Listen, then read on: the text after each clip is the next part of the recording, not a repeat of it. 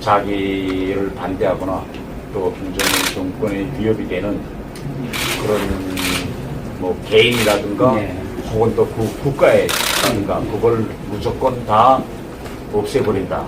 이거이 지금 그 김정은 정권의 그 정책입니다. 그래서 지금 제가 만일 이런 김정은이 이런 그 공포 통치에 놀라거나 또 위축이 돼서 제가 활동을 중지한다면 결국 제가 그런 김정은 공포 통치에 항복하고 손을 든거나 그렇게 같습니다. 그렇기 때문에 저는 그런 김정은의 공포 정치가 더욱 심화될수록 더 김정은 정권을 방지하는 그런 활동을 더 강하게 돌려나간다 싶습니다.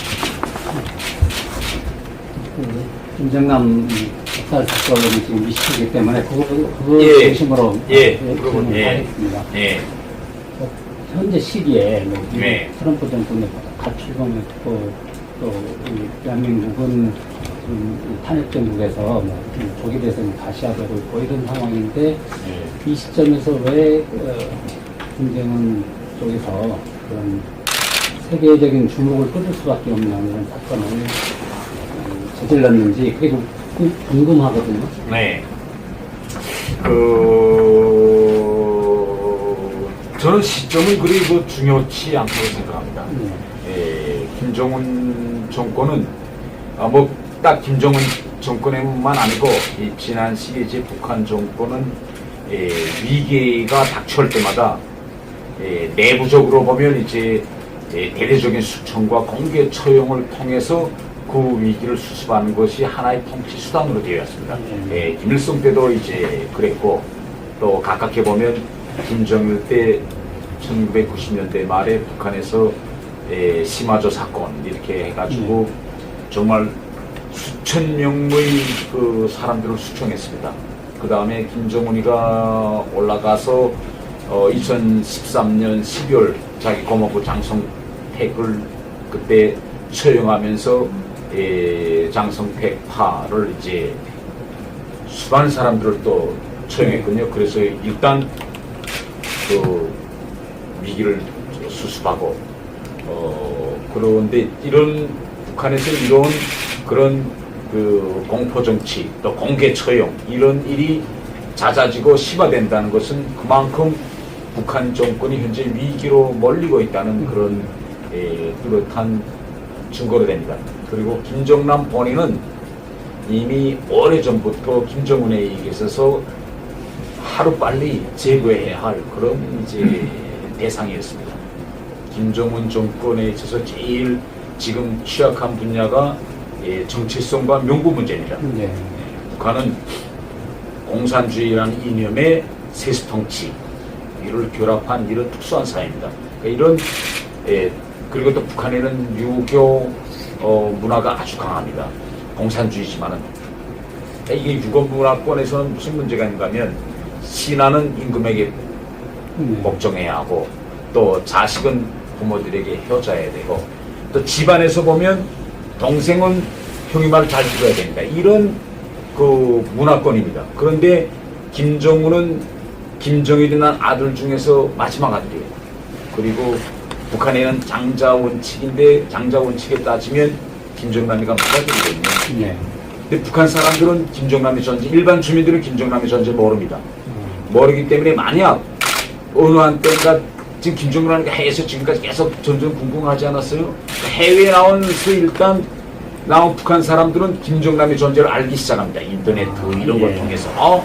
이게 뭐지? 이거 아니 김정은 원수님이 유일한 후계자인 줄 알았는데 그 앞에 맏아들 김정남이가 있었는데 이게 사실일까 이러면서 해외 나온 사람들도 맨 처음에는 저도 그랬어요. 맨 처음에는 놀라고 충격받고 그 다음에 읽어보고 이게 맞구나. 뭐 김정남이 생모는 성유림이라고 한 북한의 상당히 유명한 국민 배우였어요. 우리 아이 때만 해도.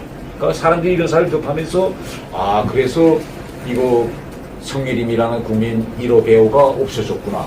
그러면 사람들은 믿는 방향으로 흘러갑니다. 그런데 이러한 사람들의 수가 지금은 IT 시대입니다. 그러니까 해외만 나오면 스마트폰만 있으면 인터넷을 통해서 자기가 필요한 정보를 다 접근할 수 있고 이런 시대가 되면 점점 김정남의 존재를 알게 되는 사람들의 수가 늘어나기 시작했습니다. 그러니까 김정은으로서는 이 빨리 김정남을 하루라도 빨리 없애버리는 게 급선무였습니다. 또 그리고 이 김정남과 김정은 이 관계는 원래부터 이 후계 구도를 둘러싸고 상당히 암튼과 갈등 관계가 이제 심화했다고 이제 볼 수 있습니다. 그렇기 때문에 왜 이 시점이냐? 저 시점 문제는 그리 중요치 않다고 이제 생각합니다. 김정남이 이제 해외를 이렇게 전전하고 예. 중국이나 동남아 무대로 이렇게 활동을 했었는데 그 일부에서는 그 북한을 이탈해 나온 그 엘리트들 중심으로 망명정부를 수립을 하고 네. 그 이제 그 수반으로 김정남을 모시려고 한다. 네. 그래서 그것 때문에 이번에 제거를 했다. 뭐 그런 추측도 있던데요. 그 문제는 제가 잘 모르겠습니다. 제가 이게 뭐 망명정부 수립 이런 건 보도를 통해서 제가 들어본 적은 있지만은 네. 망명정부 수립에 제가 직접 뭐 그런 분들하고 토의해 봤다거나 그런 사업에 담궈본 적은 없기 때문에 실제 김정남과 그런 망명정부 수립 그런 시도가 연계되어 있는지는 잘 모르겠습니다. 그런데 지금 한 가지 명백한 거는 뭔가 하면 지금 북한 엘리트층은 물론 해외에 나와 있는 저와 같은 북한 외교관들과 이제 엘리트층에서 지금 상당히 동요가 심합니다. 네. 이젠 북한 엘리트층도 김정남 정권에는 더는 미래가 없다는 걸 이제 이러한 공통된 인식이 이제 보편화되어 있고 지금 현재 북한 정권의 특징은 김정남과 엘리트층 사이에 그 어떤 충성심이라든가 연대의식이 없습니다. 그러니까 이런 걸 김정남이 다 합니다. 김정남이가 왜 모르겠어요. 자기 정보선이 다 있고 정보 라인. 그렇기 때문에 김정남은 이걸 어떻게 내가 수습할 것인가. 이걸 그런 방법을 내가 극복하고 장기 집권의 토대를 마련하는 유일한 방법은 뭐냐. 이단자들, 그 다음에 조금이라도 걸림돌이 되는 사람은 무자비하게 치면서 나간다. 이거 공포정치입니다.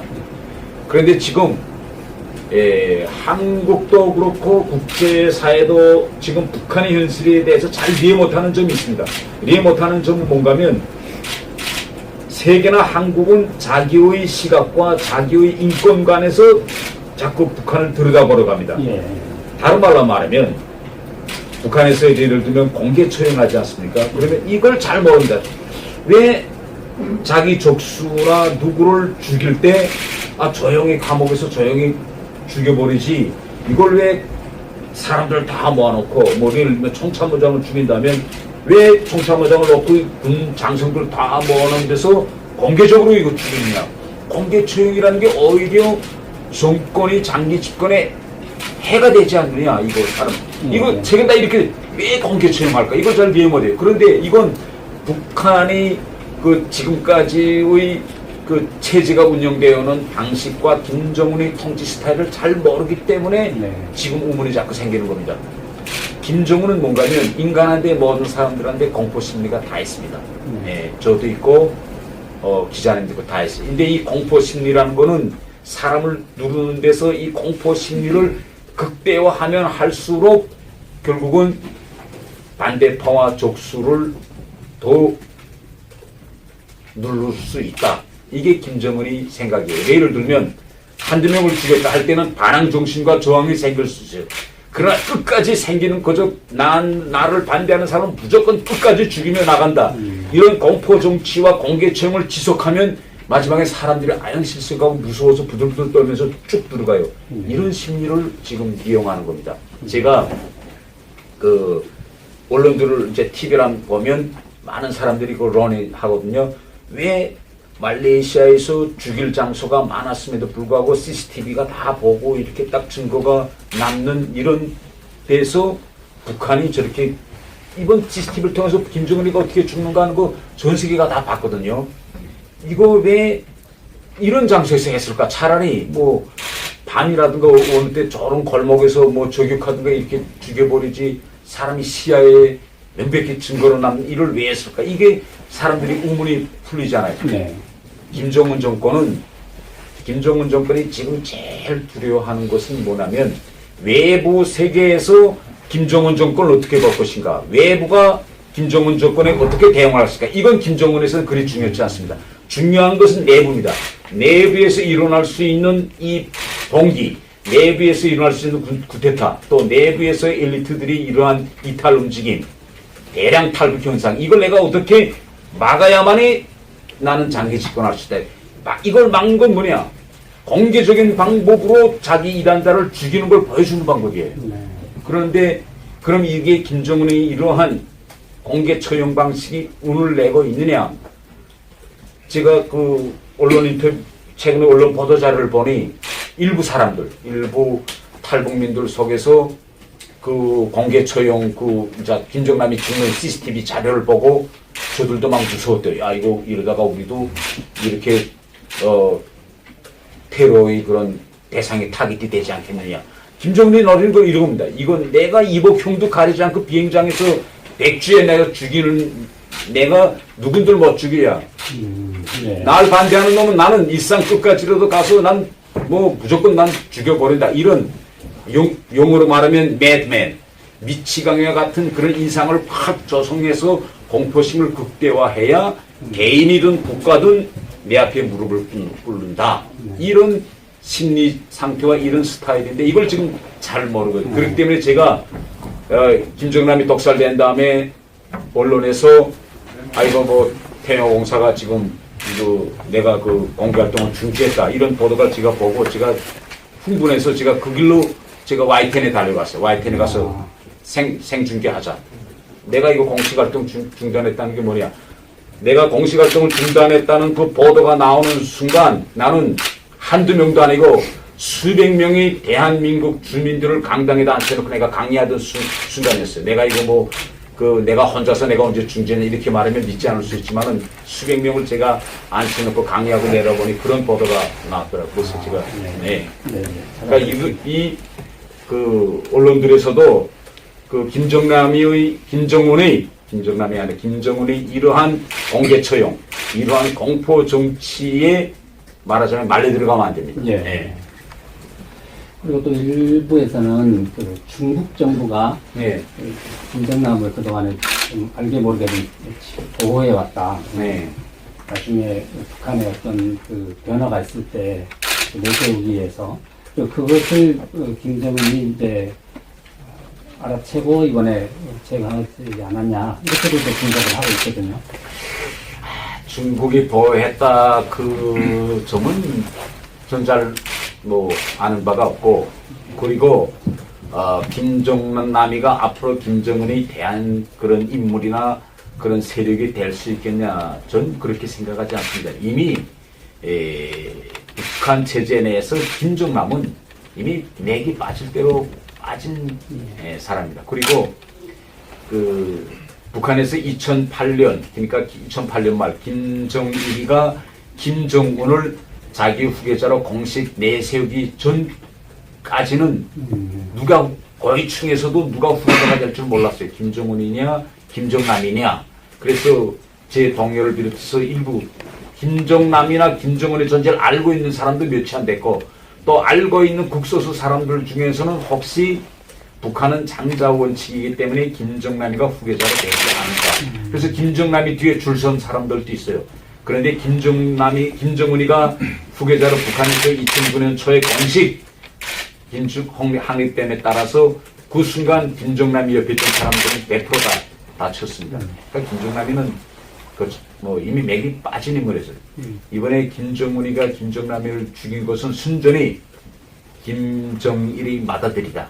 또 앞으로 이런 김정남이란 존재가 해외에서 계속 군궁하면 이 소실이, 그러니까 맏아들이라는 김정남의 존재가 있다, 이 자체가 북한 주민들에게 앞으로 알려지는 경우 자기의 정체성과 명분, 또 자기 아버지인 김정일의 그러한 부패한 사생활이 드러나는 것이 두렵기 때문에, 그러니까 김정은이 편집증 때문에 이번에 김정남이가 독살됐지, 무슨 김정남이가 진짜 그런 김정은의 그 어떤 라이벌이다, 이건 아닙니다.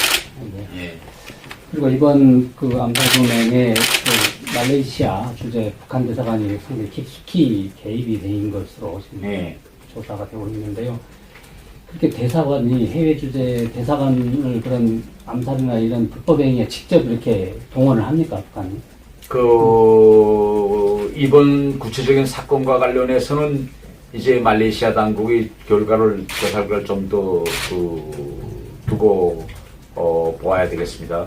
그런데 일반적으로 보면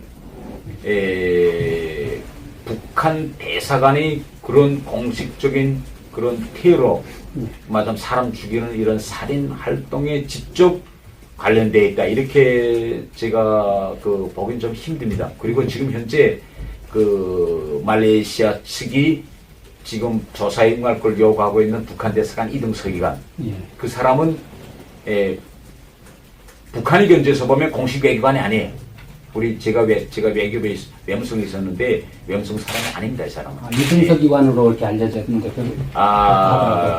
그 사람이 정확한 신분은 모르겠다. 명백한 거는 그 사람은 외교 여건을 가지고 북한 대사관의 이등서기관으로서 와 있지만은 공식 그 사람은 외교관이 아니고 이등서기관의 그런 직분을 네. 가지고 활동하는 그 사람이면 바깥에서는 지금 보이성에서 파견한 안전대표다 이런 말하자면 대사관과 그 다음에 말레이시아에 거주하고 있는 그 북한인들을 감시하는 그런 직무를 수행하는 사람이다 이렇게 보도되고 있는데 공식 외교관은 아닙니다. 근데 공식 외교관은 외무성에서 일하는 공식 외교관은 이런 그 암살, 테러 이런데 직접 동원한 사례는 거의 보기 힘듭니다. 예. 이번 사건으로 이제 말레이시아하고 그동안에 북한이 비교적 잘 지내왔는데 무비자 협정을 폐기한다든가 또 단교까지도 있을 수 있다 이런 관측이 나오고 있는데 이게 상당한 타격을 줄 것이고 또 인근 동남아 국가들하고도 상당히 인식이 이미지가 나빠져서 앞으로 굉장히 어려워질 것인데 그렇지 않아도 지금 고립되어 있는 상태에서 네. 앞으로 그 전망을 어떻게 보십니까? 예, 이번 사건의 특징은 이제 북한이 그러한 테러 수법도 상당히 진화됐다고 특징적일 수 있습니다. 그러니까 지난 시기처럼 저들이 직접 하지 않고 외국인을 고용해서 이제 청부 살인하고 흔적을 남기지 않으려 저들은 빠지는 이런 법인데 이번에 인도네시아 여성도 매물됐고 지금 베트남 여성도 지금 체포되지 않았습니까? 근데 지금까지 말레이시아를 비롯해서 동남아시아의 대다수 나라들은 한반도의 북과남에 대해서 북한식으로 표현하면 등거리 외교 정책을 실시해 왔습니다. 그러니까 분단된 한반도 북과남에 대해서 그 어느 한편에도 치우치지 않고 동등하게 대해주는 등거리 외교를 해왔다. 그런데 이번에 이 동남아시아 나라들이 이러한 선의를 악용해서 북한이 말레이시아에서 김정남을 적살했는데 이것은 엄격한 의미에서 보면 국제법적 견제에서 보면 단계 국가의 자주권을 유린하는 행위입니다. 예, 그 때문에 만약 앞으로 말레이시아가 어떤 조치까지 취하겠는가 하긴 건 좀 두고 봐야 할 일이겠지만 국제적인 일반적인 관례로 놓고 볼 때 자기 나라에서 이렇게 사람을 죽이는 이러한 반인륜 범죄를 감행한 나라에 대해서 국제적으로 지금까지 보면 관계를 단절하는 그런 최악의 그런 강수까지 취하는 것이 지금까지 관례로 되어 왔습니다. 네. 그런데 이제 앞으로 만일 말레이시아가 북한과 관계를 단절한다면 북한에는 대단히 큰 타격으로 됩니다. 지금 동남아시아 나라들은 북한이 마지막으로 의지해 있는 그런 하나의 큰 고점이라고 말할 수 있겠습니다. 이번 사건으로 김정은의 어떤 성격, 상당히 포악해 보이는 그런 성격이나 불안정한 심리 상태 이것이 다시 주목을 받고 있는데 김정은의 그런 성격을 어떻게 파악하고 계십니까? 지금 그거이 바로 김정은이가 노리는 겁니다.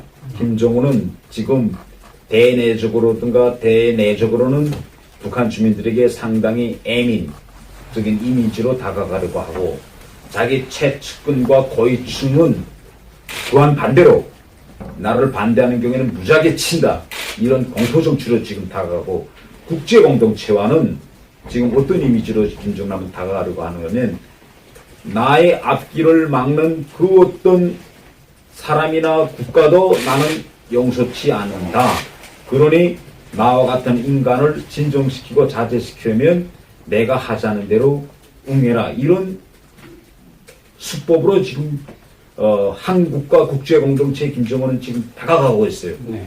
그런데 이러한 김정은에 대해서 그러면 국제공동체는 물론 한국도 저는 단호히 대응해야 됩니다. 우리가 흔들리면 안 됩니다. 그런데 지금 현 상황은 과연 그럼 우리가 또 국제공동체가 단호히 대응하고 있느냐. 그래서 김정은을 정말 길을 꺾어놔야 되는데 이게 지금 저는 확고히 말할 수 없어요. 그렇기 때문에 한국과 국제공동체는 김정은에게 명백한 메시지를 보냅니다. 내가 그런 식으로 국제공동체와 한국을 내 앞에 무릎을 꿇게 하려는 건 오산이다. 내 그런 수법은 먹여 들어가지 않는다. 내가 그렇게 생각하는 건 틀렸다는 걸 명백히 이야기합니다. 그러나 김정은은 지금 그렇게 생각. 자기가 이렇게 나가면 필경 국제공동체는 타협하자고 그러고 김정은의 요구 조건을 들어주는 방향으로 기조를 바꿀 것이다. 이렇게 생각하고 있어요.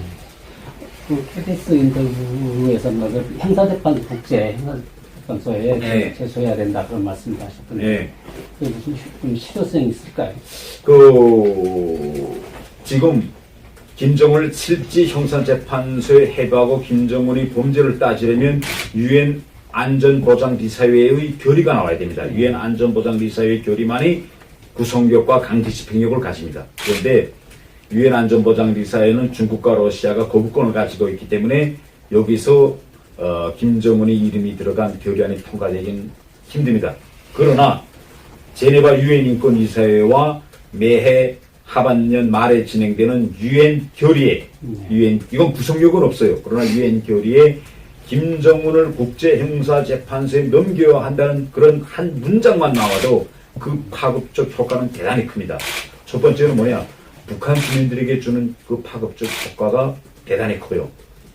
북한 주민들은 이 외부로부터의 정보 유입이 철저히 차단돼서 사는 데서 살고 있기 때문에 국제형사재판소가 뭔지 잘 모릅니다.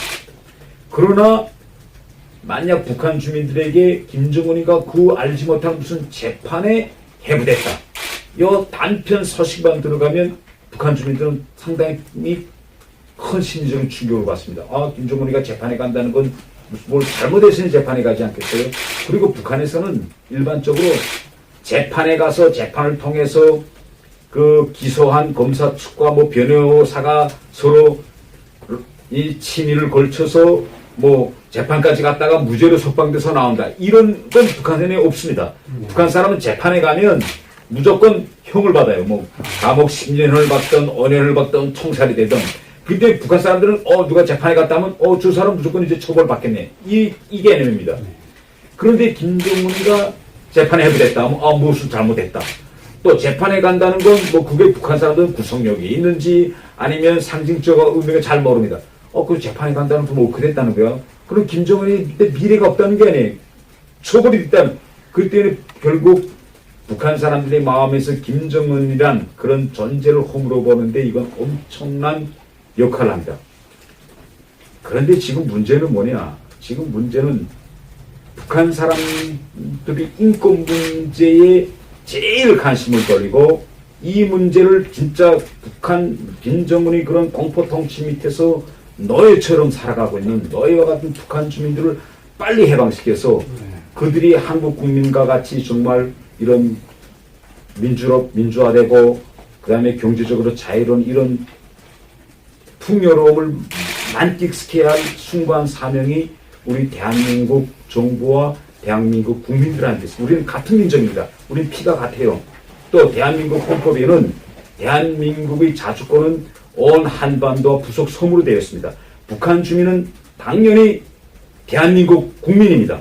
그러면 지금까지 한국의 민주주의를 위해서 지금 얼마나 많이 투쟁했어요. 지금까지 그래서 오늘과 같은 이런 민주화된 그런 한국을 건설했습니다. 정말 짧은 시기에 전 세계적으로 한국처럼 경제적 성장과 투명하고 민주화된 사회를 건설한 나라는 2차 대전 이후에 짧은 시기에 건설한 나라는 한국밖에 없습니다. 그러면 지난 시기에 한국의 민주주의를 위해서 인권을 위해서 이렇게 투쟁해 해온 그런 모든 정당들과 정치인들 모든 국민들은 북한 주민들이 그런 인권 문제에도 관심을 돌리고 우리 형제들을 빨리 그들에게 인권을 보장했다. 이런 숭고한 사명감으로부터 나서야 합니다. 그런데 지금 현실을 보면 북한인권법이라는 게 있어요. 북한인권법 다른 미국, 일본, 유럽에서는 이미 몇 년 전에 다 통과됐습니다. 그러나 한국에서만은 북한인권법이 1년 전에야 채택됐어요. 또 발효된 지 지금 6개월이 지났는데 아직도 인권재단을 출범시키지 못하고 있습니다. 왜 북한 인권 문제가 전 세계에서는 보편적 의의를 가지는데 한국에 오면 정당들이 정략이 이용되고 있는가? 나는 제가 안타까운 것은 모든 정치인들과 정당들이 이런 자기 정당의 전략에서 벗어나서 북한에 살고 있는 저 주민들도 역시 우리 형제 동포들이다. 이런 순간 사명 또 우리 한국의 민주주의와 인권을 위해서 지금까지 투쟁해온 이러한 정신을 그대로 반영해서 빨리 북한 주민들을 그러한 노예 체제에서 해방하는 게 저는 매진해야 된다고 생각합니다. 그리고 이번 사건으로 이제 그동안에 북한에서는 백두 혈통은 손대지 않는다. 그러니까 물론 이제 어디로 격리를 한다든가 이런 것은 있었지만 그래도 죽이진 않았다.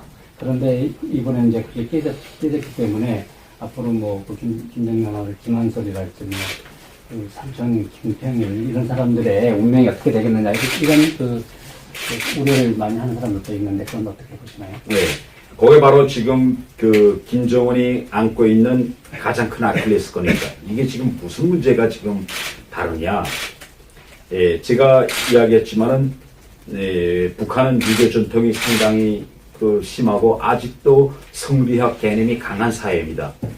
그렇기 때문에 이런 데서 지도자가 국민과 나라를 이끌고 나가려면 정체성과 명분이 뚜렷해야 됩니다. 김일성 때 여러 가지 역사적 사실을 왜곡해 가지고 자기 정체성과 명분을 확립했어요. 또 김정일 때도 김정일이가 결국은 김일성의 후계자지만은 또 가문에서 놓고 보면 장자거든요. 그렇기 때문에 김정일이가 후계자로 되는 데는 가문 내에서 만경대 가문이라고 하는데 백두혈통 가문 내에서 다 지시를 받아서 아버지 위협을 당연히 맏아들이 계승하는 건 응단하지. 그렇기 때문에 가문 내에서 물론 김정일이한테 정적이 되는 자기 삼촌 김영주라든가 또 김일성이 후처했던 김성에 관한 김정일의 이복 형제들 격가지라고 했는데 이걸 숙청했습니다. 그러나 김정일한테는 그렇게 죽일 필요까지는 없어요. 왜? 당연히 맏아들이 되는 건 가문과 동료들이 전폭적인 지지를 받아서 됐거든요. 김정남은 달라요. 김정남이라는 존재는 북한에 몰랐어요. 북한 사람들. 가문 사람들도 몰랐어요. 왜? 가문 내에서조차 김정일의 공식 부인은 김영숙이가 돼가지고 그건 딸밖에 없었거든요. 김영숙이가 딸들을 데리고 가문에 다 인사돼서 김정남은 가문에조차 인정받지 못하고 숨겨지나 했어요. 이런 딜레마를 가지고 있던 김정남이가 지금 나섰기 때문에 이게 뭐에 다르냐면 아이 때부터 가문 어른들과 사촌 오촌들하고 같은 가문에서 어울리면서 자란 사람들은 자기 가문의 연대의식이 있습니다. 우리 삼촌, 큰아버지, 삼촌네 아이, 고모네 이모 다 알잖아요. 우리는 집안 가문과 혈통을 중시하는 문화가 아닐까. 김정남이 지금까지 성인으로 될 때까지 가문과 격패돼서 숨어서 살았기 때문에 자기 가문에 대한 연대의식과 가문 개념이 없습니다. 오직 그가 설사 누구라고 하든 무조건 제거한다. 이래서 바로 김정남이가 가문은 다치지 않는다는 이 룰을 깬 겁니다. 또 그는 깨는데 아무런 두려움이나 주저함도 없는 거죠. 이 특성이 있습니다. 근데 원래는 김정철도 유력한 후계자로 남한 사회에서는 예측을 하고 그랬었는데 다시 김정철이 대안이 될 가능성은 없습니다. 없어요. 제가 본 김정철은 잘 알기 때문에 김정철은 정치에 관심이 없고 또 육체적으로 그런 지도자의 지위를 감당할 수 있는 그런 육체적 준비가 돼 있지. 소위 말하는 권력 의지 같은 게 없나 보구나. 하나는 권력 의지가 있고 본인 자체가 환자이기 때문에 네. 그런 지도자스러의 직무를 수행할 수 없습니다. 예. 그러면은요, 네, 그보다 좀 본질적인 문제인데, 김정은 체제가 얼마나 지금 공고한가. 그러니까 그동안 이제 3년, 4년, 4년차 들었기 때문에, 상당히 기반을 다졌다. 뭐 군이고 뭐고 다 강정부를 다 장악을 한 거라. 그래서 상당히 공사님께서는 그 부분에 대해서. 제 생각은 다릅니다. 저는 김정은 정권이 이제는 붕괴의 내리막길에 들어섰다고 저는 생각합니다. 왜 붕괴의 내리막에 들어섰다고 생각하는가 하면 우선 하나는 이제 제가 이야기한 것처럼 이러한 가문 내 문제 또 자기의 정체성 문제 이런 것 때문에 지금 김정은이가 와 엘리트층 사이에 아무런 연대 의식이나 이런 게 지금 가문 내와도 지금 이런 그 있고 다른 지금 중요한 문제는 북한에서 지금 주민들 통제 시스템 체계가 무너지겠어요. 국가와 이제 그 주민들을 이제 하나의 그런 이념에 따라서 움직이려면 국가로 말하면 시스템이 있고 헌법이 있고 또 이러한 국가를 움직이려는 이념이 있어야 됩니다. 그런데 지금 북한사를 지난 70여 년 동안 운영해왔던 이런 북한의 이념이 지금 흔들리고 있습니다. 오늘 와서 북한 사람들은 이제야 세수통치의 호구성을 뼈저리게 느꼈습니다. 예. 김일성, 김정일까지 따라서 수십 년 동안 지금까지 와보니 결국은 김씨 일가만을 위한 나라가 됐다. 이걸 이제 사람들이 인식하고 있습니다. 두 번째로서는 지금까지 북한 사람들한테는 비교 개념이 없었습니다. 당국에서 하는 말, 당국에서 하는 선전 그대로 다 믿었습니다. 최근 이제 IT 기술이 이제 발전하고 과학 기술과 현대적인 정보 산업이 지금 발전하면서 북한 사람들이 외부의 문물에 지금 점점 더 접하기 시작했어요. 한국 영화, 한국 드라마 이거 안 보는 북한 사람이 없습니다. 이제 북한 사람들이 인식이 이제는 북한은 이념 대결, 체제 대결에서 이제 북한은 졌다. 한국한테 이제는 안 된다. 그리고 한국 사람들은 대단히 잘 산다. 또 자유롭다. 이걸 지금 북한 사람들이 다 알고 있어요. 이 사람들의 마음상 변화가 가장 중요합니다. 세 번째는 경제 구조 문제예요. 북한이라는 사회는 모든 생산 수단을 국가의 소유로 만들고 또 사람들 사이의 관계에서 하나는 전체를 위하여 전체는 하나를 위한 구호 밑에 물질 분배, 소득 분배에서의 평등을 기초로 해서 유지되고 있던 사회였습니다. 그런데 지금은 북한에서의 사회주의 경제 체제는 점점 지금 무너져 내리고 장마당에 의해서 말하자면 자기의 생존은 내가 책임지고 운영해 나간다. 이런 시장 경제 요소가 점점 늘어나고 있습니다. 앞으로 지금 북한에서 사람들 사이에 이런 경쟁의식 또 내 삶과 내 가족의 생계는 당국이 뭐라고 하든 김정은이 뭐라고 하든 난 내가 책임진다. 이 자체의 의식 이게 지금 점점 북한에서 지금 개발돼 나가고 있는데 문제는 뭐냐면 김정은이가 이러한 현실에 반영한 경제정책을 지금 내놓지 못한 거예요. 왜 북한이 중국이나 베트남처럼 그렇게 사회주의 시장 경제를 도입하지 못하냐. 김정은이도 알아요. 지금 경제정치가 법률한 거이 북한 현실과 맞지 않고 당국 정책과 북한의 주민들이 장마당 밑에 경제적인 이런 기초 하부 구조가 점점 지금 벌어지고 있다는 것. 이게 점점 벌어지면 마지막에는 어떻게 되겠어요? 하부 구조는 상부 구조를 맞추기 위해서 이거 뒤지고 없습니다. 이게 역사 순리입니다. 이거 다 압니다. 이걸 왜 먹고 치느냐? 김정은이가 현 북한 실정에 맞는 경제 정책을 하자고 보니 결국은 그러면 자기가 의지하고 있던 할아버지와 아버지의 경제 노선을 제가 부인해야 돼요.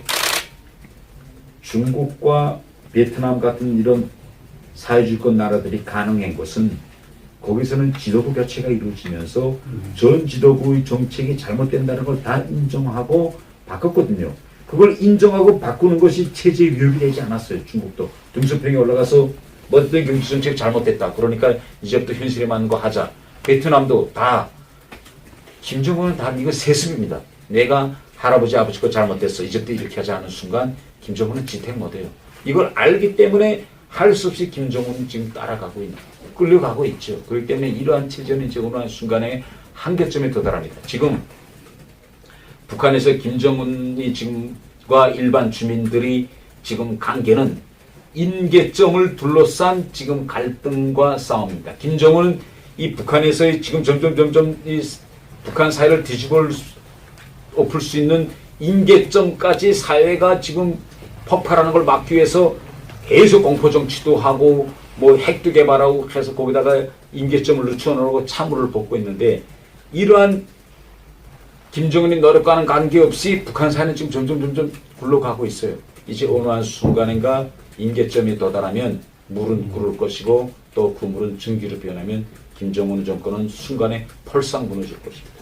네, 그런 이제 사회 그 불만이 점증되고 그러면은 그 불만이 조직화돼서 세력화돼가지고 그것이 어떤 실체로 이렇게 체제에 대해서 저항스러워 커져가야 되는데 북한은 이제 뭐 여러 가지 그 통제 시스템도 강하고 또 어떤 사상적 통제도 강하고 그래서 그게 쉽지가 않다 이렇게 지적들을 많이 하는 그건 북한과 같은 공산사회 체제와 특성을 잘 모르고 하는 주장입니다. 자본주의 이런 자유민주주의 체제에서 오랫동안 그 생활하신 분들은 이러한 한계의 정치 사회 구조에서 그런 정권 교체라든가 또 이 정치적인 개념을 예를 들면 뭐 좌와 우, 보수와 진보, 그다음에 뭐 집권당과 여당과 야당 이런 이분론리법으로 자꾸 봅니다. 그렇기 때문에 북한에서도 민주공개가 일어나려면 그러면 반대 세력, 기득권 세력과 이 반대 세력을 이끌고 나갈 그 어떤 구심점, 정치 세력이 있어야지 가능하지 않습니까? 자꾸 이런 시각으로 봅니다.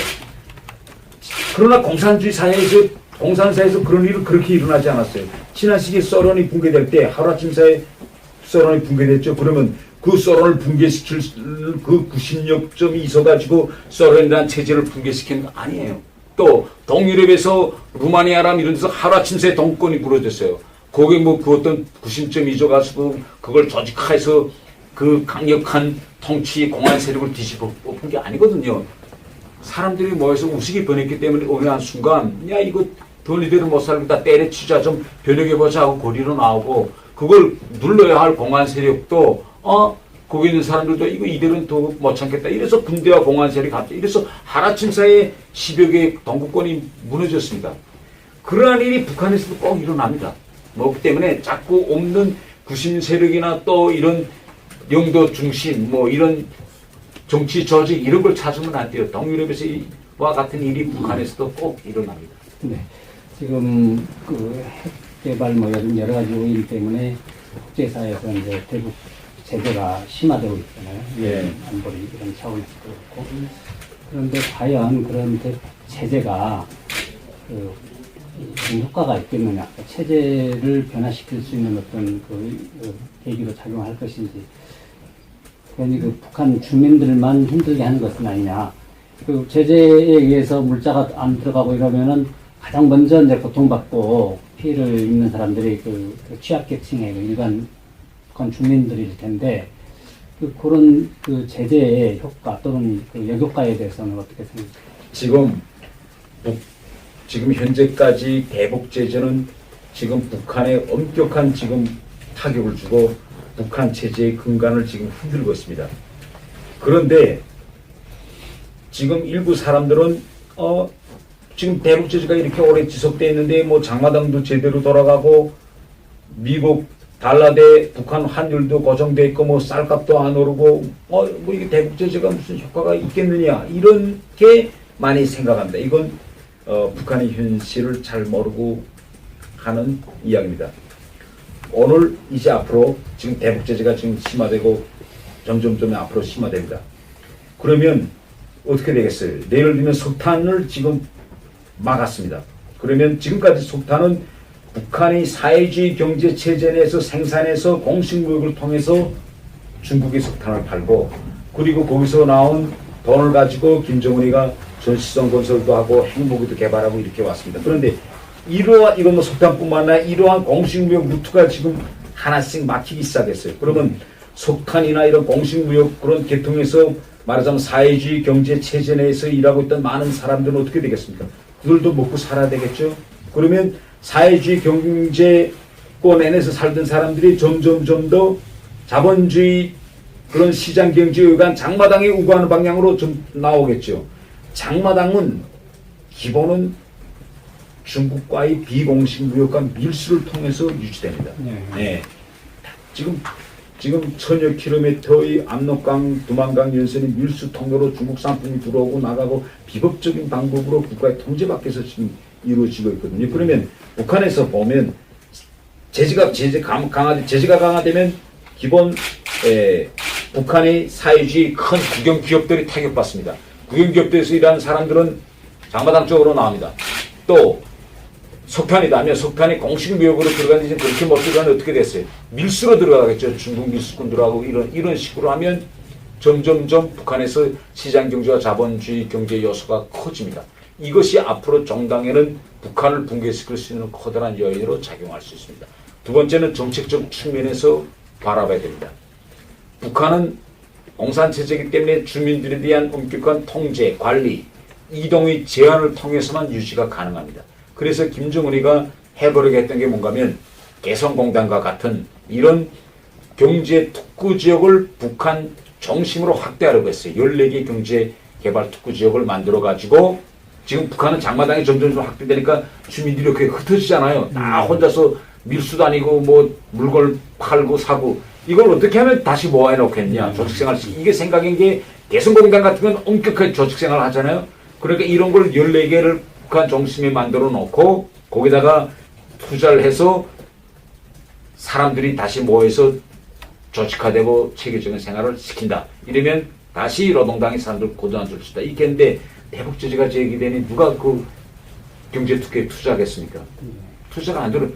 그래서 지난해에 이 경제 특구를 하기 위해서 김정은이가 큰 기관 2개 만들었어요. 국가경제개발위원회와 그 다음에 하병투자위원회를 만들었는데 투자가 안 들어오는데 몇백 명의 공무원 공짜로 먹이 살릴 필요가 있어요. 다 해산해버렸어요. 우위가 없으니 이렇게 김정은의 정책적 실패를 가지고 대북 제재의 효과가 있느냐를 따져야 됩니다. 그리고 마지막으로서는 많은 우리 한국 문화에서 냄비근성이라는 게 있습니다. 한번 일단 해보고 끝까지 해보지 않고 해보다가 이게 맞나? 이거 틀리지 않아? 도중에 중도방단하는 이러면 안 돼. 끝까지 마지막까지 김정은이가 핵을 포기하고 이 그런 공개처형과 같은 그런 공포통치를 중지할 때까지 장기간 밀고 나가야 됩니다. 몇 번 해보고 잘 안 되지 않냐 이렇게 자기 정책에 대해서 의심을 가지고 또 바꾸고 이러면 그 어떤 정책도 성공할 수 없습니다. 네, 그동안에 그 국제 제재가 잘 통하지 않았던 이유 중에 하나가 이제 그 중국 쪽으로 뒷문이 열려 있어서 그렇다. 그런데 중국들은 많이 달라졌고 최근에는 이제 석탄을 전면 수입을 중단하고 이어서 일각에서는 이제 마지막으로 석유까지도 공급을 중단해야 된다 그런 의견이 나오고 있는데 그 전망 어떻게 보십니까? 중국이 거기까지 갈까요? 글쎄, 저는 최근에 김정남 독살 사건 이후에 물론 중국은 부인하고 있지만은 독살 사건이 일어난 지 며칠 있다가 중국이 북한으로부터의 석탄 수입 금지 조치를 취한 이 사실을 저는 매우 중시합니다. 만일 지금 중국이 말대로 유엔 제재를 결의를 이행하는 그러한 정책의 일환이다 하면 지금 갑자기 김정남 사건으로 해서 북한이 위기로 몰리고 있거든요. 그럼에도 불구하고 중국이 석탄 수입 금지 조치를 취했어요. 이건 위기에 몰리고 있는 사람을 결국 더 위기로 몰아넣고 있는 거나 같습니다.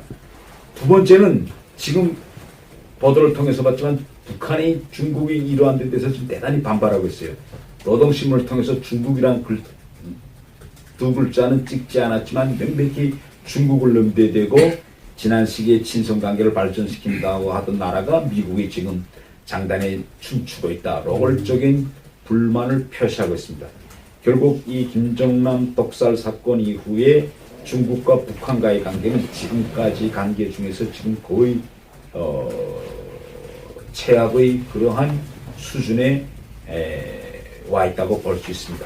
그런데 여기에 또 지금 하나 미묘한 문제가 지금 또 나오고 있어요. 이게 뭔가면 김정남 떡살 사건 이후에 지금 전 세계적으로 북한에 대한 제재와 압박을 강화해야 된다. 또 트럼프 미 행정부 내에서도 지금 보면 대화가 아니라 제재와 압박을 강화하는 방향으로 기조를 지금 바꾸고 있습니다. 이 시점에 중국이 지금 육자회담을 재개하자. 말하자면 대화해야 한다라는 말을 높이고 있어요. 그래서 지금 중국은 이번 김정남 떡살 사건을 이 동북아시아에서 자기 지정학적인 위치 중요성을 부각시키는 계기로 이용하지 않냐. 하나는 석탄 수입 중지한다 해서 김정은을 좀 더 압박하고, 다른 하나는 육자회담 하자. 육자회담은 중국이 주도하는 겁니다. 육자회담 하자. 이런 식으로 압박해서 김정은을 육자회담에 끌어냄으로써 결국은 동북아시아에서의 메인 플레이어는 우리 중국이다 하는 걸 지금 이용하려는 그런 속타산이 저는 깔리지 않는가, 이렇게 저는 지금 생각합니다. 중국은 항상 북한의 붕괴냐 아니면 북한이 비핵화냐, 이 두 가지 중에서 중국은 항상 북한이 안정되길 바랍니다. 안정적인 북한을 항상 선택합니다. 그렇기 때문에 이제 중국이 어떤 방향으로 나올까는 좀 더 두고 봐야 합니다. 만약 김정은이가 중국의 그 어떤 이런 제안이나 이런 요구도 무시하고 지금과 같은 그런 행태를 계속 보인다면 중국도 아마 압박의 도수를 조금 올릴 것입니다. 그러나 중국은 절대 그렇다고 해서 김정은 정권이 붕괴될 정도까지는 올리지 않고 자기가 제 마음대로 북한을 끌고 나갈 수 있는, 이게 소위 길들이기 작전인데 그 정도로 지금 그 개인 플레이 하고 있다고 저는 생각합니다. 그러면 석유 공급 중단까지는 안 갈 걸로 보시는 건가요? 그 석탄 수입을 중단하면 어쨌든 석탄은 북한에 남는 것이고, 또 일부에서는 그것이 주민들한테 돌아가서 뭐 난방이나 이런 데 도움이 될 수도 있는데, 만약에 석유가 공급이 중단되면은 물론 뭐 여러 가지 뭐 군사적으로도 타격을 입겠지만은 북한의 산업 전반이 붕괴되고 해서 소위 중국도 얘기하는 그 민생, 일반 북한 주민들이 엄청난 타격을 입지 않느냐. 소위 대규모 북한식의 대급 체제 경제에서는 대규모 인도적 참사가 발생할 수도 있지 않느냐. 그렇게 볼 수 있는데. 중국이 이제 지금 석탄 이번에 끊었어요. 이제 뭐 석유까지도 끊겠는지 안 끊겠는지 저는 뭐 이 자리에서 확고히 제가 뭐 끊을 것이다 말은 못하겠습니다. 그러나 앞으로 중국이 설사 석유까지 끊는다 해도 지난 90년대에 일어나갔던 그런 인도주의 그런 대참사나 아사는 북한에서 일어나지 않을 것입니다. 왜? 그때 인도주의 그런 참사와 대아사 현상이 일어난 것은 북한 주민들이 그러한 난관에 적응하지 못했기 때문에 일어났습니다. 말하자면 정권을 너무 믿었기 때문에 죽은 거예요. 이거 배고프세 쌀이 없는데 쌀 내일 오겠지. 또 가보고 없으면 내일 또 오겠지. 이렇게 생각하다 그다음에 맥이 없어서 죽은 거예요. 지금 북한 사람 치고 김정은이나 북한 정권이 쌀 주겠지 이렇게 생각하는 사람 한 명도 없습니다.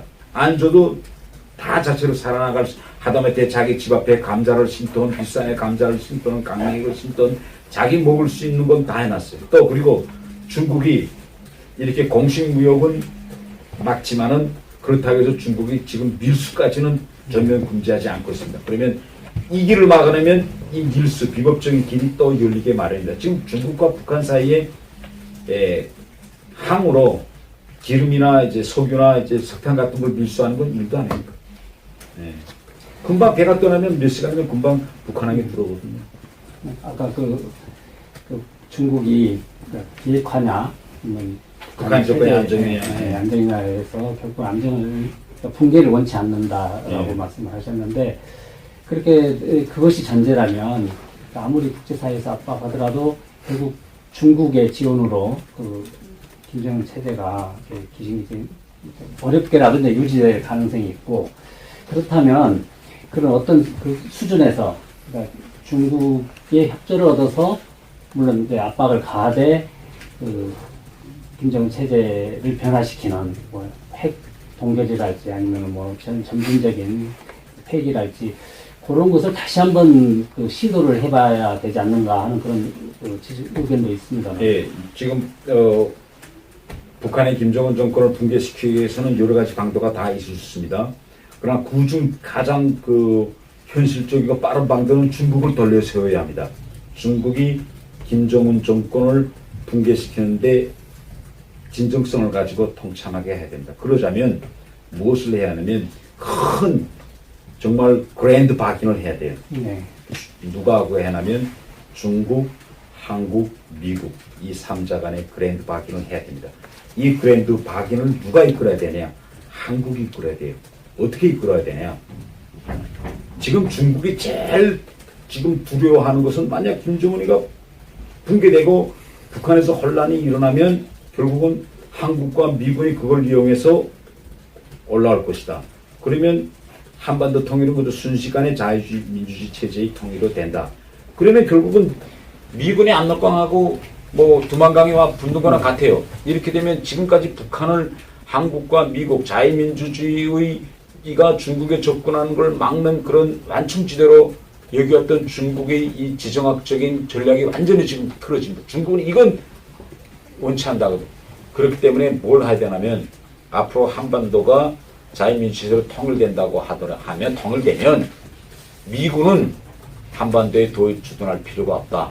그러니 미군은 나가고 우리 한국은 중국, 러시아, 일본, 미국 그 어느 데도 치우치지 않은 그런 중립국가가 된다. 네. 이게 한국과 같이 이런 큰 나라들 속에 있는 나라는 가장 편안한 방도가 중립국입니다. 국제적으로 보세요.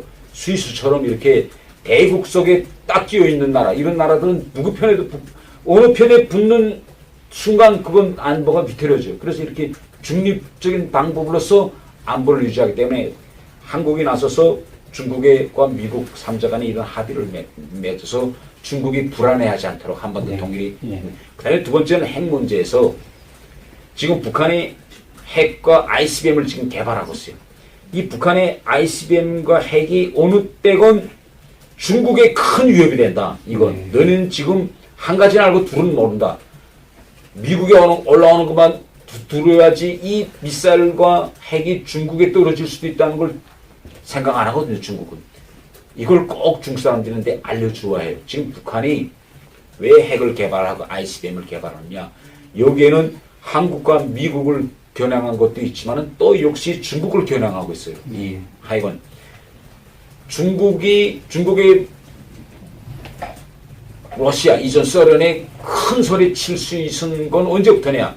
핵무기를 개발한 순간부터 국제공산주의 운동 내에서 중국이 소련에 당당히 큰 소리 치면서 국제공산주의 운동을 소련파와 중국파로 갈라놨습니다. 중국이.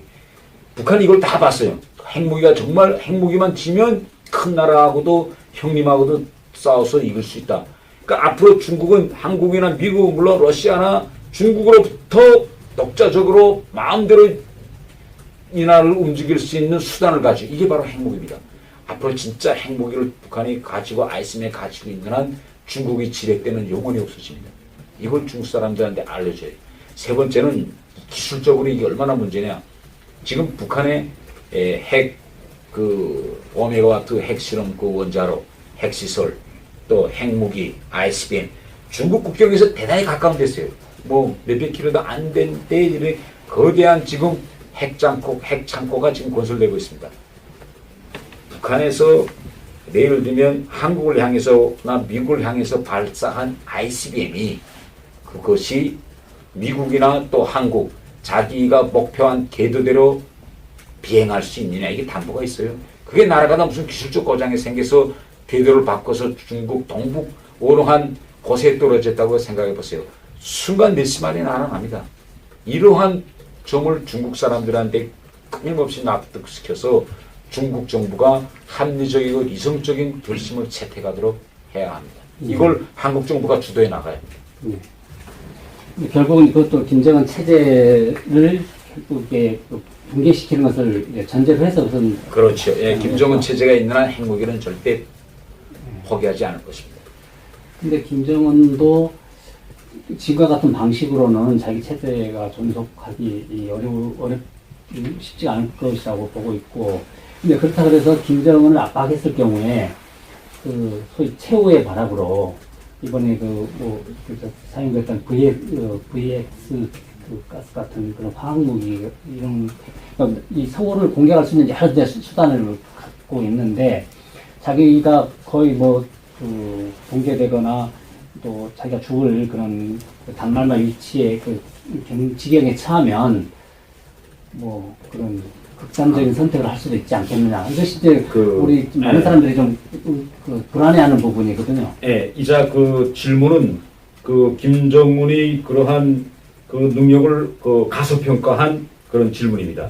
왜 그런가 하면 첫 얼핏 생각해 보면 김정은은 왜 저렇게 미치광이처럼 자멸기를 갖느냐 그렇게 생각하고, 근데 지금 북한이 하고 있는 이 모든 행태는 명백히 계산된 그런 행태입니다. 보세요.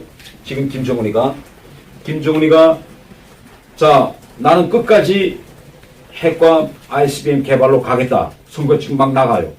그러면서도 김정은은 지금 뭐라고 말하는가 하면 올해 신년사에서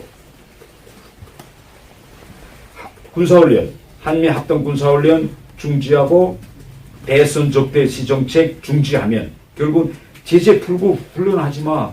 그러면 난 핵실험도 이젠 또 안 하고 ICBM도 안 해. 이렇게 공갈했어요. ICBM이 마지막 단계에 있다. 그러면 이러한 김정은의 행태에 대한 미국과 한국의 대응을 우리 한번 돌이켜 봅시다. 지금 트럼프 정부의 아직 대북 정책이 명백히 되지 않았어요. 그런데 지금 아주 유명한 대북 정책 고위 인사들 속에서 북한 핵 문제의 단계적 협상안이 지금 나오고 있습니다. 신문이라고 보세요. 이게 뭐냐면 방법이 없지 않냐. 저 김정은이 계속 저렇게 가겠는데. 그러니까 이거 위기를 관리하는 방향. 이걸 말하자면 리스크 매니지먼트. 위기를 관리하는 방향으로 가자. 그러니까 일단 너 핵시험 하지 마. 그리고 ICBM 시험도 하지 마. 그러면 우리가 훈련도 중지하고 지금까지 조의원 제재도 풀어주고 또 개성공단도 다시 재개하고 금강산 이렇게 할게. 그리고 그 다음 단계는 뭐냐. 저 완전히 핵을 걷어내려면 경제 원조도 주고 이렇게 김정은을 국제사회의 책임쓰는 일원으로 만든다. 돈맛을 들인다는 게요. 네. 그 다음에 마지막 단계에서 김정은이가 이거 해보니 되네. 그러면 그 단계에서 자 이만한 돈 목다리 경제 원조 눈치를 넣고 자 이거 줄게 핵 포기해. 이건 미국만 한국에서도 이런 단계적 핵 협상론 지금 다 나오고 있잖아요.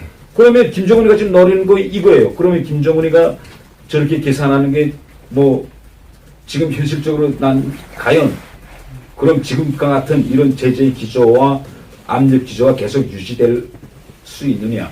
그 누구도 지금 앞으로 어떻게 변할지는 대북 정책의 기조가 어떻게 변할지는 누구도 지금 장담 못합니다. 현 정치 상으로 볼 때 김정은은 지금 바로 이걸 노리고 있습니다. 그렇기 때문에 김정은이가 저거 미치광이쯤 하는 거 저거 완전히 저거 광인처럼 지금 너네 이렇게 보면 안 돼. 과소평가하면 안 돼요.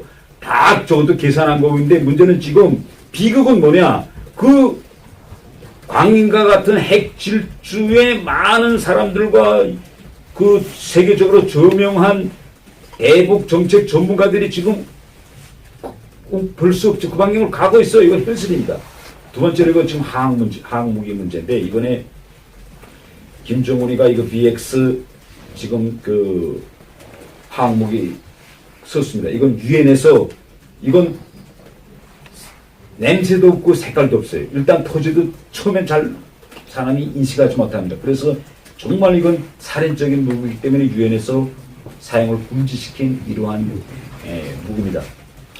이 항무기가 이번에 이거 김정은이 독살 사건이 있은 다음에 제가 활동하면서 여러분들하고 제가 물어봤습니다.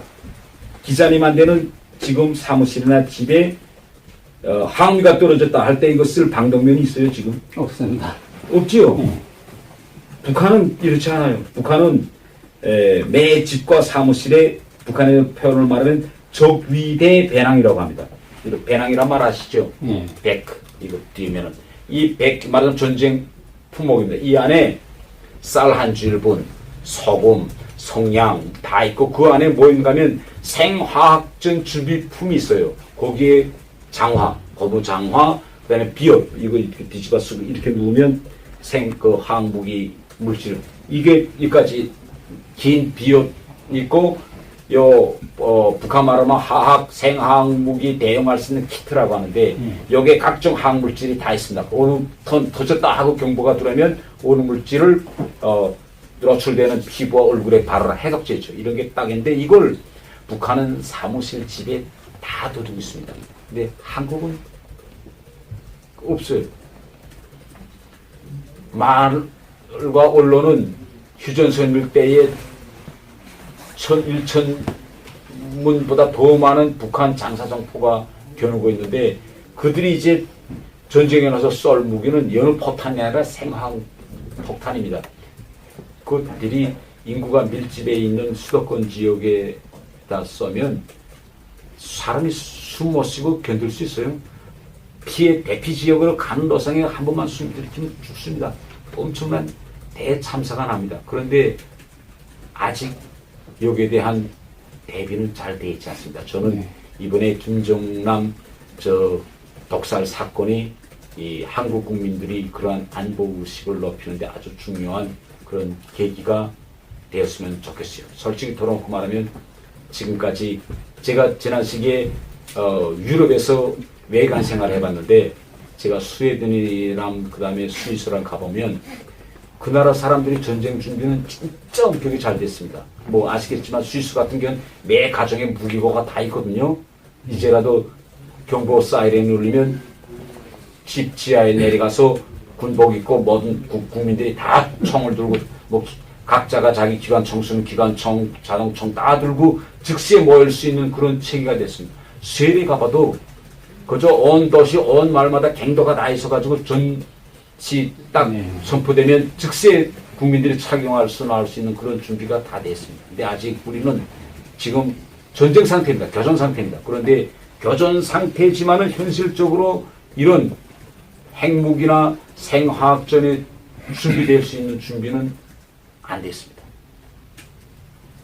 그런데 실제로 우리가 핵무기를 두려워하지만 현실적으로 사용하기가 훨씬 쉬운 것이 생화학무기인데 어쨌든 그런 생화학무기를 말씀하신 대로 그 장사정포에다가 장착을 해서 탑재해서 그건 역용할 방법이 없습니다. 장사정포로 쏘는 거는 사드를 가지도 않아도 그건 역용 못해요. 문제는 그렇게 생화학무기를 포탄에 그 발사할 때까지 기다리면 안 되거든요. 미리 그렇게 하지 못하도록 빨리 김정은 정권을 붕괴시켜서 평화적인 방법으로 통일해야 됩니다. 근데 그 붕괴 과정이 그냥 순간적으로 일어난다면은 상관없지만 이렇게 긴장이 계속 고조되는 상황 속에서 아무래도 이제 그런 일이 벌어질 텐데 그때 이제 그런 일이 벌어질 수도 있어서 어떻게 비유하자 이렇게 비유할 수도 있겠는데 아주 그 위험한 시한폭탄이 지금 째깍째깍 좀 돌아오고 있는데 문제는 그 시한폭탄을 터뜨리는 것이 아니라 내관을 제거하는 것이 이제 가장 안전하고 좋은 방법이 시한폭탄을 관리하듯이 지금 우리가 그 김정은 매우 위험한 집단을 잘 관리하고 있느냐 이런 부분에 대해서는 좀 걱정스러운 부분이 있거든요. 예, 이제 제가 지금까지 이야기한 거의 기본 포인트는 뭐냐면 김정은은 이런 공포 정치로서 세계와 한국을 다루려고 합니다. 그러면 이러한 공포 정치에 맞대응하는 방법은 또 역시 공포예요. 2차 세계대전 그때 일본이 진주만을 쳤어요. 쳤는데 그때 미국 국민들은 일본과의 전쟁에 준비되지 않은 상태였습니다. 그때 루즈벨트 대통령이 미국 국민들에게 한 말이 있습니다. 뭐라고 말했는가 하면 파쇼를 치기 위해서는 우리 자체가 파쇼가 돼야 한다. 이렇게 말했습니다. 이런 논리에 의해서 결국은 미국은 마지막에 일본을 응징하기 위해서 핵까지 사용했습니다. 말하자면 이게 무슨 소린가 하면 북한이 감히 대한민국을 향해서 저렇게 핵이나 생화학탄이나 그렇게 쓰지 못하게 하려면 대한민국 자체가 자기 핵심利益을 정하고 대한민국 자체가 예측 가능한 나라가 돼야 돼요. 그런데 지금 외부에서 대한민국을 보면 예측 불가능해. 어떻게 놀지? 지난 시기에 예를 들면 천안함 사건이 있었다.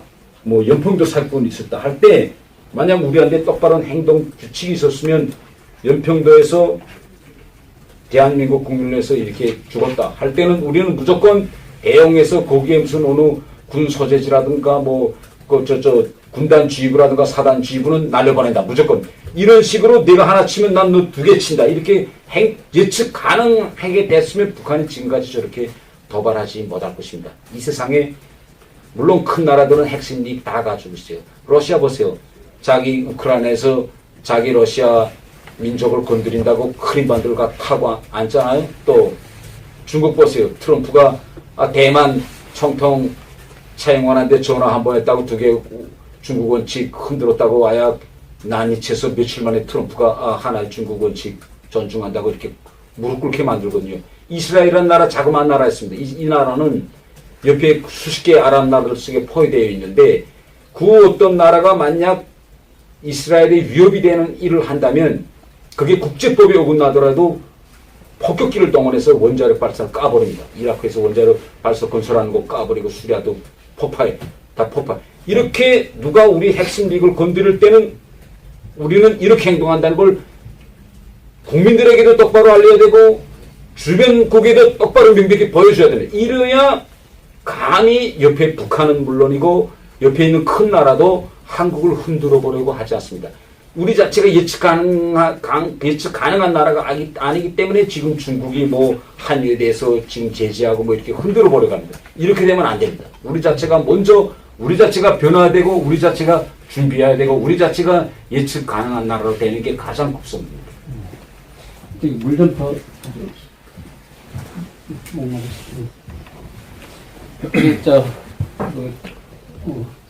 사장도 있고 안보 담당 기자도 있고 하는데요.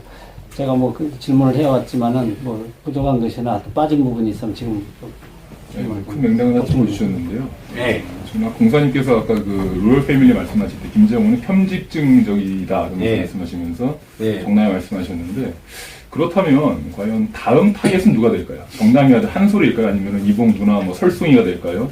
김정실이 될까요? 추가해서 좀 질문드리면 그 김설송에 대해서 네.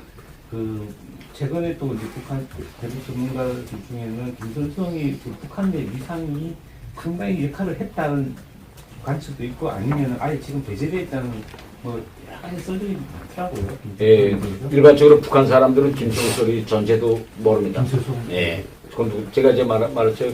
북한이라는 거는 김정은, 김일성, 김정일, 김정은을 신적인 존재로 만들고 수령에 대한 신격화에 의해서만 유지 가능한 나라입니다.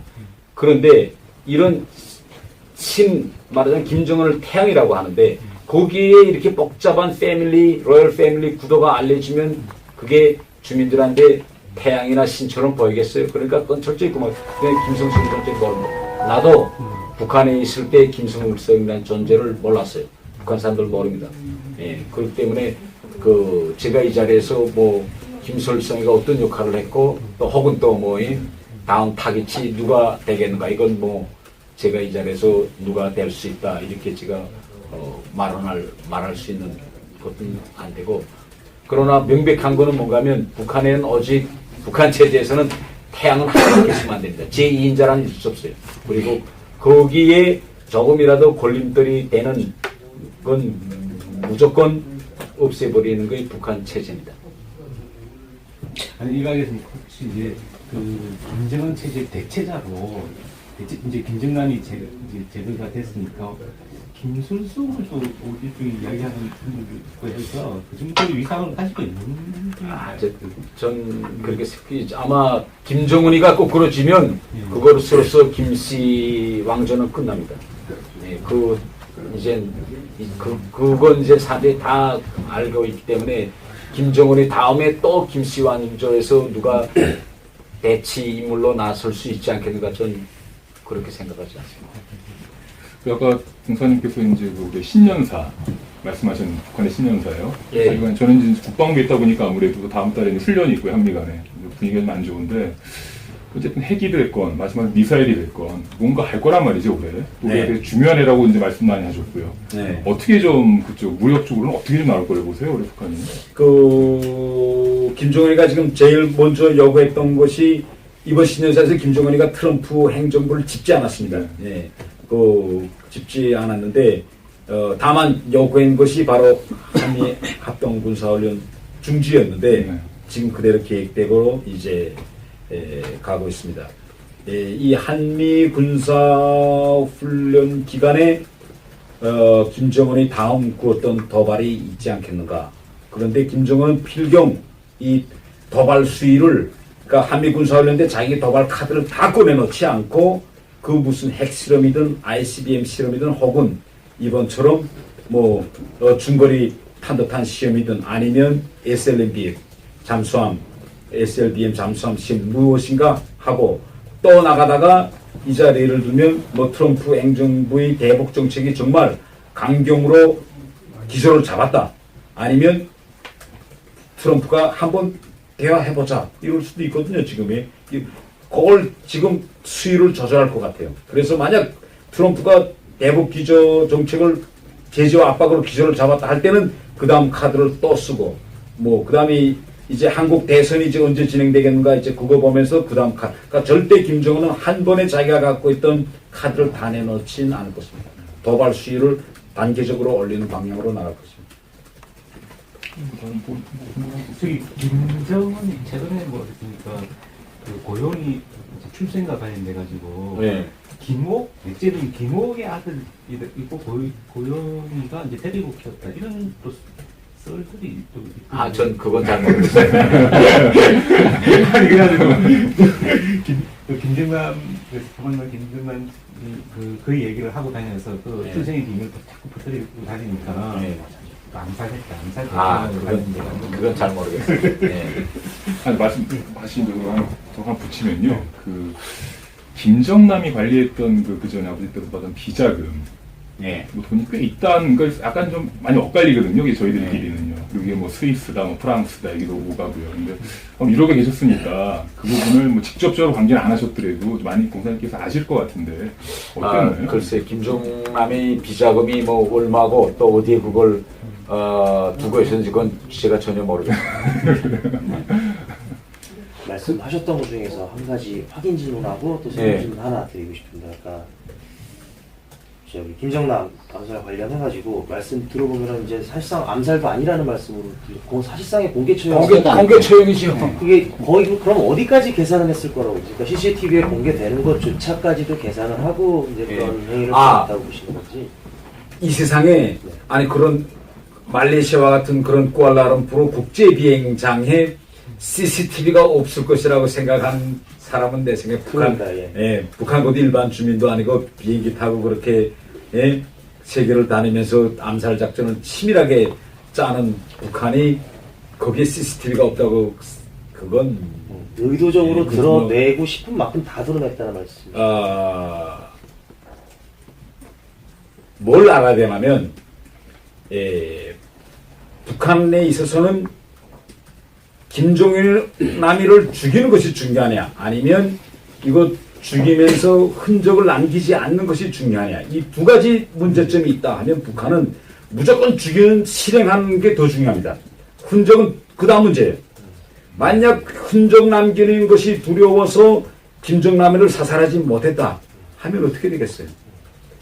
그 임무받은 애들은 뭐 다 목이 날아가는 거예요. 무조건 죽여야 합니다.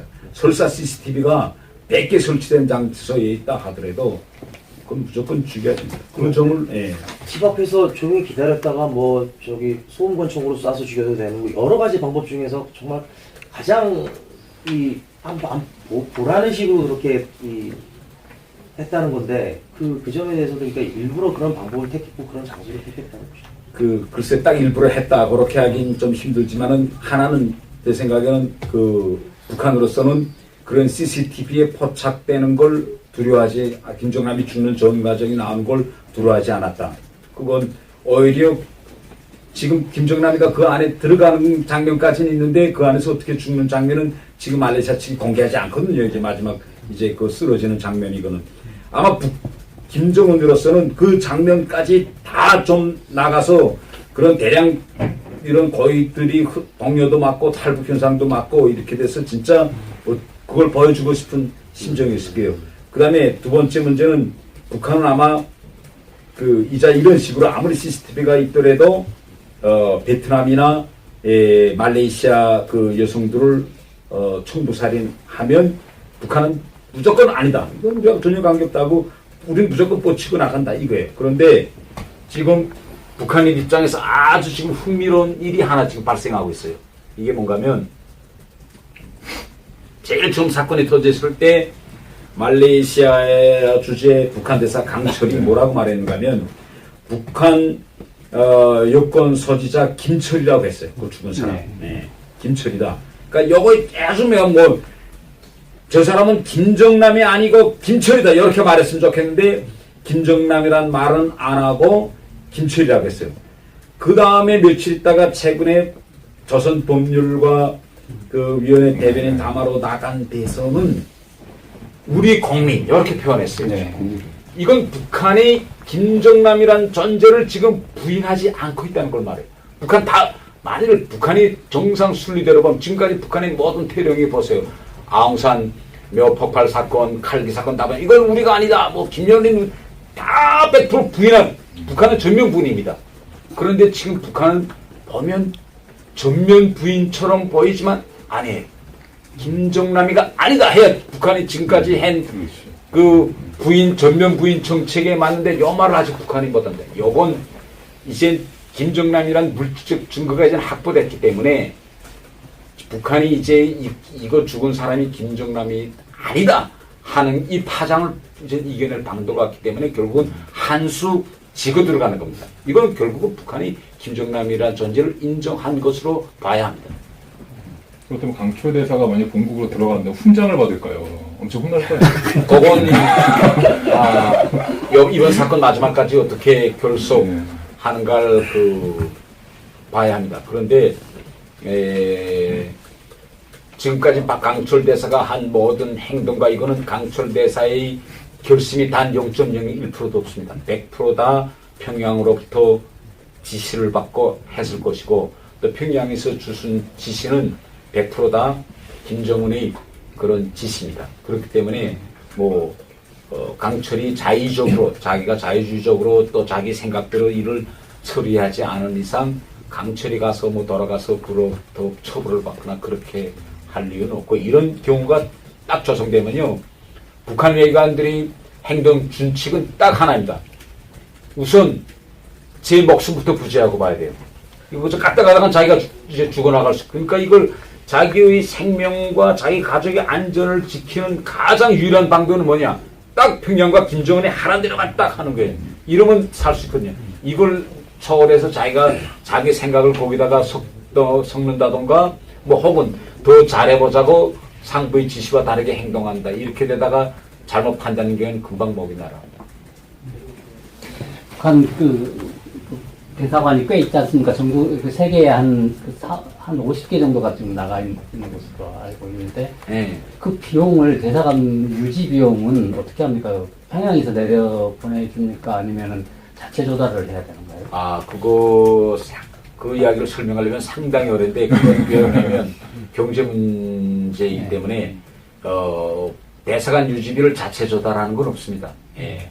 우선 첫 번째로서 북한의 해외에 지금 대사관들에서 부동산을 많이 가지고 있습니다. 그 부동산을 현지 기업들한테 임대해주고 임대료를 받는데 이건 지난해 말 유엔 결의에 들어갔어요. 유엔 안보리 결의에 다른 나라들에서 임대해주고 있는 부동산 이게 국제법에 어긋난다. 대사관 공간의 부동산. 그러니까 이걸 다 중지해라. 그래서 지금 중지하기 위한 조치들도 취하고 있는데 이 부동산 수입이 상당히 많은 몫을 차지하고 있고 두 번째는 지금 북한의 인도주의 협사로서 각종 쌀을 비롯해서 인도주의 물자가 많이 들어갑니다. 북한에. 그러면 그 인도주의 물자를 현지까지 날아가는 비용이 있어요. 이걸 보고 국제적으로는 국내 수송비라고 합니다. 이 국내 수송비를 외화로 냅니다. 그 제공자가, 인도주의협정물자 제공자가. 그 외화를 북한의 외무성이 다 받고, 그렇게 해서 그것도 있고. 그 다음에, 지난 시기에는 해외에 여행하는 그 공직자들이라든가 또 인력 수출돼서劳동자에 나간다 할 때 요건을 무상으로 줬는데 지금 요건을 외무성에서 다 돈을 받고 팔아줍니다.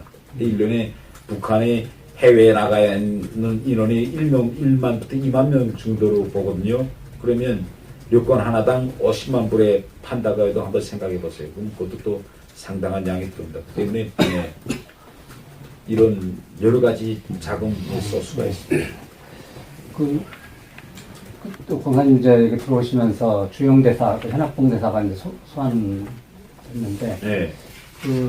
현 대사가 지금 북한으로 가서 어떤 상황이 처했는지에 대해서. 제가 그 북한으로 소환된 이후에는 어떤 상황이 처했는지 제가 전혀 들은 바 없기 때문에 말씀을 수 없습니다. 아직 후임은 안 정했. 후임됐어요. 새 대사 최일이라고 새로 대사 와서 네. 예, 심장 봉정도 다 하고 자기 활동 시작했습니다. 그리고 이제 오신 지 좀 거의 꽤 됐죠. 어떻습니까? 그 남한사회 이렇게 보시면서 소감이 있으실 텐데. 네. 제가 실제 한국에 와서 생활하면서 부딪혀 보니 제가 생각했던 그런 한국보다 상당히 더 민주화되어 있고 그 다음에 경제적으로도 이제 상당히 더 이제 발전되어 있는 그런 이제 모습이 있어서 제가 한국에 와서 여러 가지 제가 이제 느낀 점도 많지만은 한국이 제가 보니 도로망이 정말 잘 되는 것 같아요. 그래서 차 타고 이제 활동하면서 다닐 때 보면 그렇게 도로가 많고 도로망이 촘촘한데 그 모든 도로에 자동차가 꽉 차 있어요. 그래서 아마 한국에 처음 자동차 대수가 몇 대인지는 제가 잘 모르겠지만은 정말 정말 수십 년 전까지만 해도 자동차 집에 승용차가 있다는 건 아마 있을 수 있다는 건 상상을 못했겠는데 지금 요 수십 년 만에 지금 온 국민들이 이렇게 다 집에 자동차를 가지고 저희 집 보면 지하 주차장에 보면 아파트 밑에 승용차가 꽉 차 있거든요. 그래서 이거 정말 짧은 그런 시기에 정말 한국은 정말 커다란 경제적 기적을 이룬다고 저는 생각합니다. 그리고 이제 대선 조기 대선이 이제 치러질 것으로 전망이 되고 있는데 각 주자들이 남북 대북 정책 또 여러 가지 안보 문제에 대해서 언급들을 하잖아요. 좀 지켜보셨을 텐데 거기에 대해서는 어떻게 평가를 하셔요? 글쎄 제가 전 한국 국내 정치에는 전 관심이 없습니다. 예. 제가 기본 관심 가지고 있는 것은 한국 국민들과 정치인들에게 북한의 실상을 정확히 알려주어서 국민들과 이제 정치인들이 올바른 대북 정책을 만들고 또 실시하게 하는 것이 저희 사명이라고 생각합니다. 그리고 우리나라에 한 3만 명 이상의 북한에서 이제 이탈해서 오신 분들이 들어와 계시는데 생활이 그렇게 만만치가 않거든요. 여러 가지 사회적 문제도 있고 또 어차피 여기서는 또 자유경쟁 시스템 속에서 살아가야 되니까 그래서 생활이 어렵기도 한데 그런 거에 대한 우리 남한 정부의 대책이랄지 그런 데서 바라시는 게 있습니까? 예. 우선 이제 제가 한국으로 이제 탈북하려고 결심할 때까지 심리적 고충은 대단히 컸습니다. 저는 북한에서 정말 경제적으로 상당히 풍요로운 삶을 살아왔습니다. 다른 탈북민들과는 달리 걱정이 없었어요. 살아가는 데는.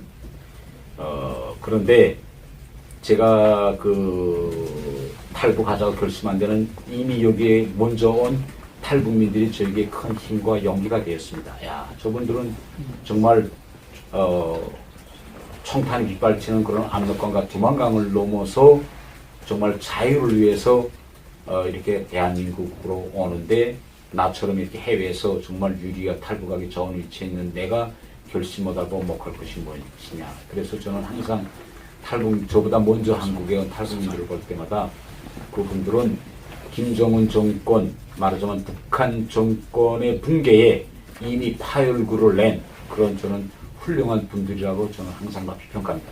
또 그분들이 그렇게 목숨을 걸고 한국 땅에 왔기 때문에 좀 경제적으로 어려움이 있더라도 저는 이런 그들이 앞으로 통일을 위해서 큰 밑거름이 되고 디딤돌이 되었다는 이미 그런 큰 긍지와 자부심을 가지고 살아주었으면 좋겠습니다. 그리고 탈북민들은 앞으로 우리 한반도 통일이 큰 자산입니다. 남을 설득시키려면 자기 자체가 잘 살아야 돼요. 그래야 남을 설득시키고 남도 따라올 수 있습니다. 여기 온 탈북민들이 모두 다 이악하게 살고 여기 와서 잘 산다는 소식이 북한에 흘러 들어가서 그러한 소식이 자기 형제들과 또 가문 또 자기 주변 동료들에게 알려지면 결국은 북한에서도 대한민국과 통일을 해야 되겠다는 그런 열망이 더 올라갈 것이라고 생각합니다. 또 저는 물론 한국에도 정말 어렵게 사시는 분들이 이제 많습니다. 그렇기 때문에 한국 정부의 뭐 탈북민들만 특별히 잘 이렇게 보장해달라 이렇게 말하는 건 좀 매우 좀 힘든 문제고 우선 탈북민들 자체가 한국 땅에 이제 발을 붙이고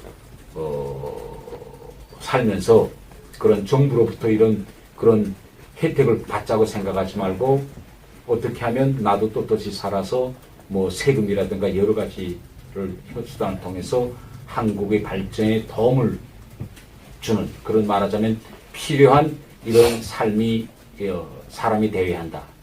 이게 가장 중요한 문제고 또 한국 정부는 일반적으로 북한 같은 체제 이런 데서 이제 살다가 체제 따놓고 생활하기 그다음에 좀 어려움이 있거든요. 그러면 그들이 제발로 정착하고 살아가고 또 이들을 한국에서 잘 살게 하는 길이 바로 통일도 앞당기고 또 한국 국민이 머리에 들어있어 있는 이런 핵 참화라든가 또 생화학적 참화라는 걸 빨리 걷어낼 수 있는 이런 좋은 길이라는 걸 알고 좀 잘 도와주면 좋겠다. 이게 제 소망입니다.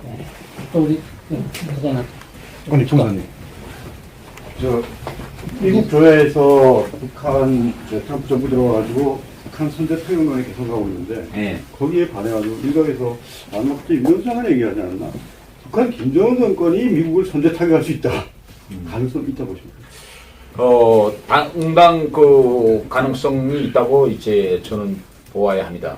왜 그런가 하면 김정은은 지금까지 살면서 독재자들이 말로가 어떻게 끝나는 걸 다 봤어요. 후세인, 뭐 가다피, 뭐 독자, 뭐 이전 차세스코, 뭐 독자들이 다 좀 살아남지 못했습니다. 독재자들은 용서받지 못했어요.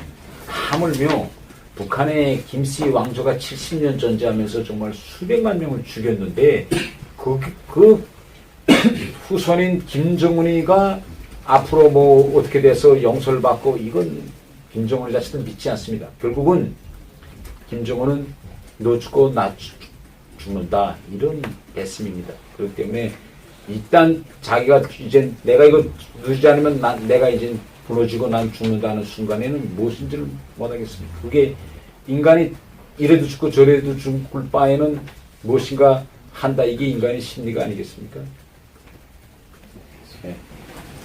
네, 장시간 동안 예. 공부 말씀 해주셔서 감사합니다.